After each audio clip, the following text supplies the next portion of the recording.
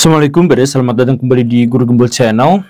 Orang pertama yang saya kenali sebagai wakil presiden itu adalah Pak Sudarmono, wakil presiden dari Pak Harto di era Orde Baru. Dan sejak saat itu sampai sekarang saya mengenal siapa saja yang pernah menjadi wakil presiden Indonesia. Tetapi sejauh yang saya ketahui, sejauh yang saya sadari, tidak pernah ada satupun wakil presiden yang mendapatkan caci maki, objek dari ejekan dan hujatan serta ujaran kebencian yang begitu masif seperti yang pernah diterima oleh Pak Gibran Rakabuming Raka. Beliau sekarang setiap mengeluarkan kebijakan dan setiap mengeluarkan kata-kata, bahkan setiap beliau mengeluarkan ekspresi, itu bisa saja digoreng oleh media dan dijadikan sebagai bahan obrolan, bahan diskusi untuk mengejeknya. Misalkan dulu Pak Gibran pernah mengeluarkan sebuah kata-kata yang salah ucap. Asam folat malah disebutnya asam sulfat. Itu sebenarnya adalah kata-kata yang biasa saja. Maksudnya kesalahan-kesalahan dari kata-kata yang biasa diucapkan oleh banyak orang. Saya di setiap bikin video itu selalu ada kata-kata yang salah atau keliru dan wajar. Tetapi ketika beliau yang melakukan kesalahan itu bisa menjadi bahan bulian selama berbulan-bulan. Bahkan sampai ada yang menamainya sebagai asam sulfat atau menjadi samsul gitu kan. Kemudian ketika Pak Gibran diduga menjadi pemilik akun dari Fufu Fafa, itu berbulan-bulan juga beliau itu dihujat, dicaci maki, dan bahkan diupayakan untuk masuk ke jalur pengadilan karena dianggap telah melecehkan Pak Prabowo dan sebagainya. Padahal kalaupun itu memang benar-benar Pak Gibran, Fufu Fafa itu adalah Gibran, sebenarnya ya wajar, karena pada waktu itu konteksnya adalah ketika Pak Jokowi dengan Pak Prabowo sedang menjadi kontestan pemilu dan masing-masing dari kubu itu punya banyak pendukung, yang pendukungnya itu komentar, saling hujat, saling caci maki di media sosial, di mana Fufu Fafa terlibat di situ, menjadi bagian dari hujatan dan makian yang ada dalam media sosial. Dalam konteks itu sih wajar, dan bahwa Pak Prabowo juga menganggap bahwa itu baik-baik saja, biasa-biasa aja, setidaknya ditampilkan di muka publik, beliau tidak merisaukan hal itu semua. Kenapa juga justru malah netizen yang risau terhadap hal ini gitu? Kenapa malah empati terhadap Pak Prabowo, padahal Pak Prabowo-nya biasa-biasa aja gitu? Nah, saya tentu saja tidak menyalahkan netizen, tapi bagi saya, ini semua adalah wujud dari kebencian terhadap sosok yang namanya Pak Gibran. Tetapi kenapa beliau dibenci? Di video ini kita akan ungkap bagaimana netizen, masyarakat Indonesia melihat sosok yang namanya Pak Gibran. Simak videonya sampai tuntas, kita akan bahas sebisa mungkin netral dan tanpa tendensi. Yuk kita mulai.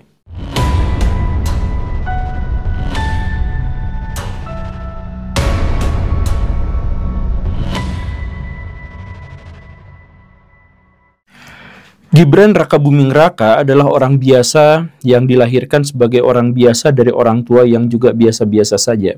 Tetapi ada suatu waktu di mana angin puting beliung datang menghembus ke rumahnya ketika ada sebuah kejanggalan dalam situasi politik di Solo, di mana pada waktu itu yang semestinya menang dalam pemilu dan akhirnya menjabat sebagai pemimpin daerah, itu kandidat utamanya justru adalah seorang Katolik, yang tentu saja ini bisa menjadi sebuah polemik di masa depan. Karena itu, maka partai-partai yang pada waktu itu sedang berpolemik itu akhirnya mengajukan Pak Jokowi sebagai tokoh yang dianggap bisa menetralisir gejolak yang ada.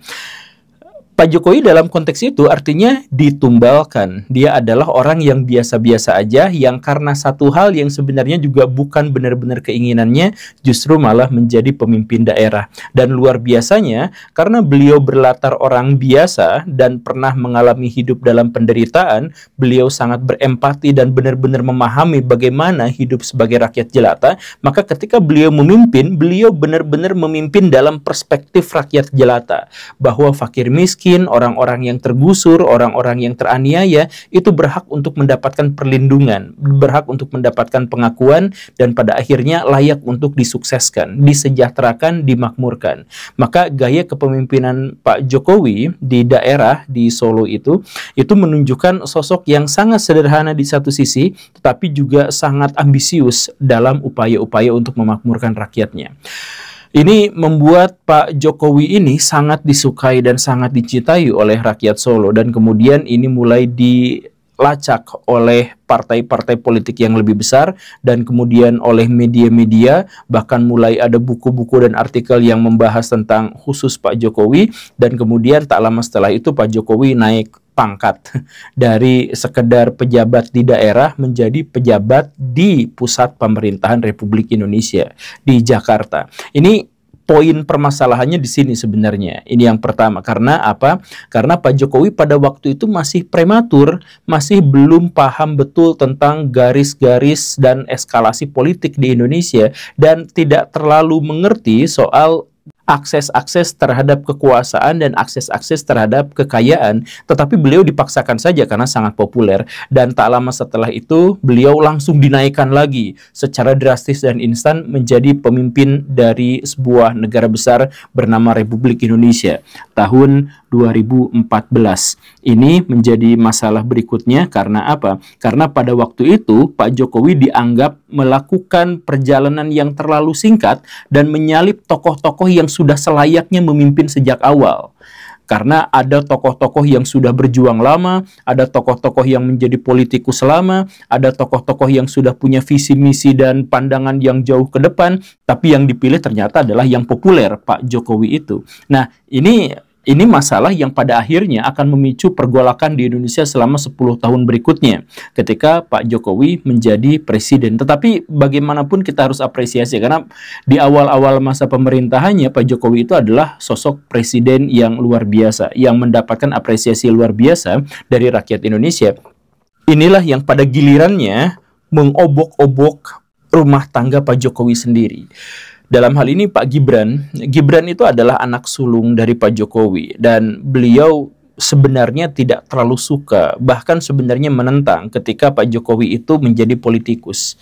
Beliau mengatakan bahwa menjadi pengusaha itu jauh lebih baik daripada politikus, karena ketika menjadi pengusaha kita bisa menghidupi diri sendiri dan bisa memakmurkan diri sendiri, tetapi menjadi politikus hanya dengan korupsilah seseorang bisa menjadi orang yang makmur. Itu pandangan Pak Gibran. Makanya Pak Gibran menegaskan berkali-kali di tahun 2016, kemudian di tahun 2018, beliau tidak mau menjadi politikus. Beliau hanya ingin mau menjadi pengusaha, dan itu sudah cukup baginya.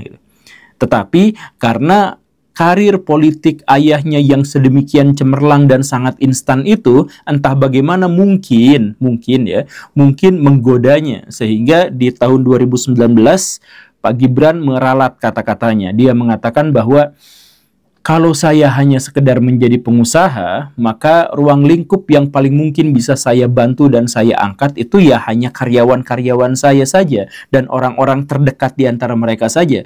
Tetapi ketika saya menjadi politikus dan pada akhirnya menjadi pejabat, maka ada jauh lebih banyak rakyat yang bisa saya tolong. Itu argumentasinya. Dan sejak saat itulah kemudian beliau berjibaku juga untuk menjadi seorang politikus dan ikut serta seperti ayahnya, mendompleng nama ayahnya untuk menjadi pejabat di wilayah kekuasaan ayahnya sebelumnya, yaitu Solo. Dan beliau naik langsung menjadi wali kota Solo. Nah, ini lagi-lagi mengikuti betapa instannya tokoh-tokoh ini menjadi pejabat. Ayahnya terlalu instan, putranya juga nampaknya terlalu instan. Ini belum menjadi kesalahan pribadi mereka-mereka. Ya, walaupun ada kontribusinya, tapi belum menjadi kesalahan yang besarnya. Yang menjadi kesalahan berikutnya itu adalah ketika Pak Jokowi di akhir masa jabatannya yang kedua, di tahun 2020-an sekian, Pak Jokowi itu kerap menunjukkan semacam keinginan untuk berkuasa lebih lama. Entah kenapa, entah apa yang melatarinya gitu. Tetapi isu-isu mulai dikembangkan. Misalkan presiden 3 periode, ada isu seperti itu. Kemudian Pak Luhut mengatakan bahwa sebagian besar rakyat Indonesia menginginkan Pak Jokowi 3 periode. Kemudian ada kades-kades yang berdemonstrasi bahkan dengan anarki dan sebagainya. Jadi ada upaya untuk mempertahankan kekuasaan Pak Jokowi lebih lama dari itu. Ini menjadi sebuah pertanyaan, apakah ini dihembuskan oleh pendukung dari Pak Jokowi atau ini adalah keinginan dari Pak Jokowi sendiri?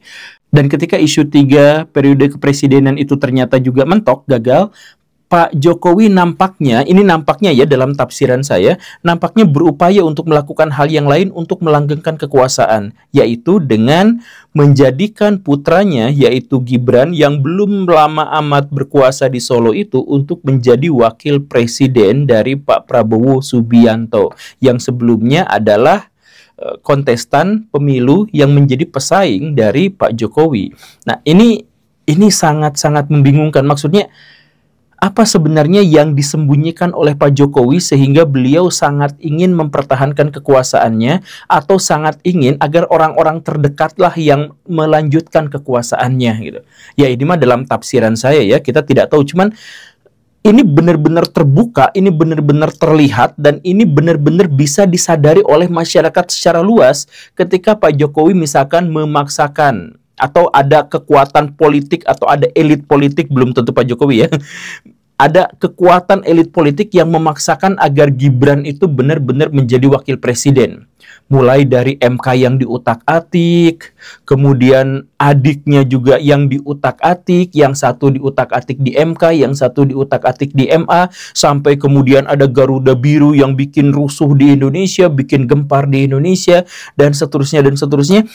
Kenapa Pak Jokowi begitu memaksakan ada orang-orang dari golongan terdekatnya yang harus menanggung estafet kepemimpinannya, bukan hanya putranya dan adik dari putranya, tetapi juga misalkan menantunya, kemudian partai-partai politik juga dikuasai oleh kelompok-kelompoknya dan sebagainya. Ditambah lagi, saking ambisinya Pak Jokowi atau mungkin elit politik yang mendukungnya, itu sampai Pak Gibran itu dicalonkan sebagai wakil presiden dengan pengkhianatan terhadap PDIP yang telah menaikkan Pak Gibran itu sebagai wali kota Solo. Ada pengkhianatan di situ dalam tanda kutip, ada pemaksaan dengan MK dan MA pada waktu itu juga, dan lain sebagainya. Ini kontras, ini jelas, bahkan orang yang paling lugu sekalipun pasti akan menjadi curiga kenapa ini maksain banget gitu. Pak Gibran terlalu muda, yang pada waktu itu ketika dia mencalonkan diri sebagai wakil calon presiden, itu bahkan telah mengkhianati kata-katanya sendiri sebagai pengusaha lebih baik daripada politisi, karena politisi hanya bisa makmur ketika dia korupsi, itu kemudian mengkhianati PDIP yang telah membesarkannya sebagai politikus yang telah mengantarkannya ke kekuasaan di Solo, dan kemudian beliau jugalah yang telah dalam tanda kutip melakukan pelanggaran-pelanggaran etis sehingga namanya bisa disejajarkan dengan Pak Prabowo Subianto sebagai calon kontestan peserta pemilu. Nah, masalah-masalah yang seperti ini tidak, sekali lagi ya, masalah-masalah yang seperti ini tidak bisa diabaikan sebagai, wah ini mah kayaknya ya biasa-biasa aja politikus. Enggak, ini kayaknya memang jelas dipaksain banget gitu. Nah, pemaksaan-pemaksaan inilah yang pada akhirnya mengakumulasikan ketidaksukaan dan kebencian masyarakat Indonesia terhadap keluarga Pak Jokowi, dan dalam hal ini terhadap Pak Gibran. Coba Baraya misalkan bayangkan di tahun 2022, Pak Jokowi itu masih sangat dicintai oleh rakyat. Demikian pun dengan Pak Gibran, masih sangat dicintai oleh rakyat. Tetapi ketika jadi wali kota Solo, mulai, wah ini kok jadi ada politik dinasti. Kemudian ketika mengkhianati PDIP, wah PDIP-nya marah. Kemudian mempersiapkan buzzer-buzzernya untuk mulai menyerang keluarga Pak Jokowi dan Pak Gibran. Kemudian ketika ada masalah MK, wah, kalangan-kalangan oposisi benar-benar bersuara. Ini diutak-atik. Tetapi pada waktu itu Pak Gibran masih mendapatkan perolehan suara 58%, yang menunjukkan bahwa betapapun banyak gejolak, tetapi kepercayaan dan kecintaan masyarakat terhadap Pak Gibran itu belum terlalu goyah. Sampai akhirnya ketika muncul masalah MA, di mana adiknya Pak Kaesang juga akhirnya dinaikkan dengan cara yang aneh-aneh. Kemudian Kaesang juga terbang ke sana ke sini dan sebagainya. Kemudian disorot oleh media, kemudian muncul isu gratifikasi dan sebagainya. Nah, keluarga Pak Jokowi ini menjadi semakin lama semakin dibenci, dan pada akhirnya seperti yang kita ketahui sekarang, apapun yang dikatakan dan apapun yang dilakukan oleh Pak Gibran sekarang akan menjadi bahan bulian. Kemarin Pak Gibran misalkan bikin center pengaduan gitu ya, pusat pengaduan, itu dibully. Kemarin bikin bantuan dari wakil presiden Gibran, itu juga dibully. Pokoknya mah apapun, bahkan tidak menyangkut masalah-masalah publik, Tetapi misalkan yang menyangkut masalah-masalah tatapan mata Pak Gibran, kedipnya terlalu banyak, dagunya terlalu maju, lehernya terlalu cungkring, badannya yang terlalu bungkuk dan sebagainya, itu bisa jadi bahan bulian gitu. Padahal itu kan bukan masalah publik gitu. Itu mah urusan pribadinya gitu. Kok bisa sampai menjadi bahan hujatan yang seperti ini? Hujatan ini tentu saja ini adalah mewakili dari ketidaksukaan rakyat Indonesia dan yang merasa dikecewakan karena Pak Gibran sepertinya melanggar terlalu banyak etika. Tetapi dalam konteks ini mari kita juga melihat peran buzzer. Jadi gini Baraya, kan di Indonesia yang pertama kali memperkuat dirinya dengan buzzer itu sejauh yang saya ketahui itu adalah Pak Jokowi. Jadi Pak Jokowi menang di Pilkada Jakarta itu bukan gara-gara dia kampanye pakai spanduk, tapi beliau kampanye di media sosial. Dan ini adalah sebuah gebrakan yang revolusioner yang akhirnya mengantarkan beliau menjadi puncak pemimpin di ibu kota Jakarta. Nah, setelah beliau benar-benar memimpin, maka buzzer-buzzer yang selama ini mendukungnya di internet itu akhirnya juga menjadi buzzer dari pemerintah dan kemudian ketika beliau menjadi presiden, jadi buzzer dari pemerintah pusat. Begitu kan? Nah, karena menjadi buzzer dari pemerintah pusat, maka dia dibayar oleh pemerintah juga. Ya, ada yang dibayar, ada yang sukarela gitu ya. Tapi kan secara konteks dalam hal ini bahwa buzzer itu ya yang awalnya buzzer Jokowi sebagai calon presiden menjadi buzzer bagi Jokowi sebagai presiden, kan begitu. Makanya ya mungkin ada dananya gitu ya, begini dan begitu. Nah, tetapi ketika Presiden Jokowi itu harus lengser, maka buzzer-buzzer yang tadi itu yang sudah menjadi milik pemerintah itu tentu saja harus dikasihkan menjadi buzzer-buzzer Pak Prabowo. Dan karena itu, maka di antara suksesi pemerintahan dari Pak Jokowi ke Pak Prabowo, itu Pak Jokowi itu sudah tidak lagi memiliki buzzer karena semuanya sudah dikerahkan untuk Pak Prabowo. Sehingga ketika ada serangan netizen terhadap Pak Jokowi, terhadap Kaesang, terhadap Gibran dan sebagainya, itu buzzer-buzzer istana sudah tidak bisa apa-apa lagi. Karena sekarang fokusnya adalah untuk melindungi Pak Prabowo gitu, untuk mengkampanyekan gagasan-gagasan, ide-ide Pak Prabowo gitu, untuk menunjukkan prestasi-prestasi Pak Prabowo gitu. Nah, sedangkan buzzer yang selama ini biasanya dibutuhkan untuk melindungi Pak Jokowi sekarang tidak. Makanya ketika ada serangan terhadap Fufu Fafa gitu dan sebagainya, itu sepertinya memang tidak ada kantor sama sekali gitu. Sepertinya gitu. Jadi gerakan itu benar-benar bisa. Nah, sebaliknya tokoh-tokoh yang sangat merasa dikhianati diantaranya adalah Ibu Megawati dengan PDIP-nya dan sebagainya, tentu saja mereka juga punya buzzer. Setiap partai politik tentu saja memiliki buzzer kan. Nah, buzzer-buzzer ini digunakan juga untuk menyerang Pak Jokowi.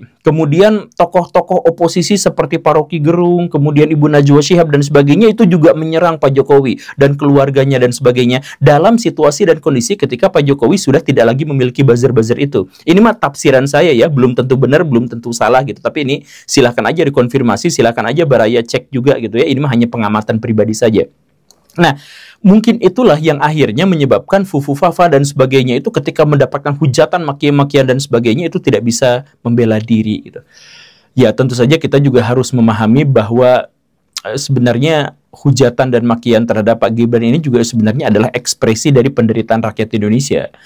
Ya, karena seperti yang saya jelaskan di beberapa video, kalau misalkan masyarakat Indonesia sekarang mengaku bahagia, mengaku merasa senang dan sebagainya, saya yakin itu adalah sebuah kedustaan. Karena apa? Karena ketika banyak masyarakat Indonesia yang membuli pihak lain, maka sebenarnya itu bisa diindikasikan sebagai itu adalah masyarakat yang menderita. Makanya ketika misalkan banyak bulian, masyarakat Indonesia itu kan bulinya random gitu. Pak Jokowi dibully, ini dibully, ini dibully, ini dibully. Saya melihatnya ini sebagai sebuah kebencian yang teraktualisasikan dalam ucapan dan ketikan begitu. Nah, dalam hal itu memang harus kita pahami begitu ya. Tetapi dalam hal buzzer politik, kita juga harus memahami bahwa masyarakat Indonesia yang mudah marah dan mudah mengekspresikan kemarahannya dalam ketikan itu sebenarnya sangat-sangat mudah untuk direkayasa. Jadi ya kita mohon maaf ya, tapi SDM kita kan memang harus diakui rendah gitu. Kemampuan nalar mereka rendah, abstraksi mereka itu rendah, dan karena itu mereka mudah sekali untuk dibelokkan ke sana dan kemari, diarahkan sesuai dengan kepentingan politik. Coba Baraya bayangkan ya, ini mah sekadar pengingat aja. Dalam waktu kurang dari 1 tahun, buzzer-buzzer di Indonesia mampu bisa menggerakkan kecintaan rakyat Indonesia terhadap Rohingya tiba-tiba berubah 180 derajat menjadi kebencian yang luar biasa terhadap Rohingya. Dan Baraya tahu hanya dibutuhkan beberapa orang influencer dan beberapa bot untuk bisa melakukan itu. Mengubah perspektif masyarakat dari sangat mencintai Rohingya terhadap kebencian terhadap Rohingya.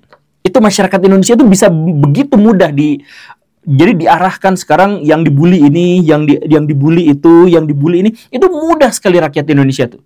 Nah, jadi bayangkan sekarang tentang dengan kemudahan rakyat Indonesia untuk dicuci otaknya, dibawa ke sana ke sini dan sebagainya, dialihkan isunya dan sebagainya, kemudian orang-orang yang mengalihkan itu kompakan semuanya menyerang Gibran dalam kondisi Pak Gibrannya sama sekali tidak memiliki pelindung buzzer karena buzzernya sudah diserahkan kepada Pak Prabowo, dan Pak Prabowo pada waktu itu juga belum benar-benar yakin apakah harus menyatukan diri dengan Gibran atau tidak, secara personal atau tidak gitu. Nah, ini yang akhirnya menyebabkan bulian dan hujatan kepada Pak Gibran itu benar-benar sangat luar biasa.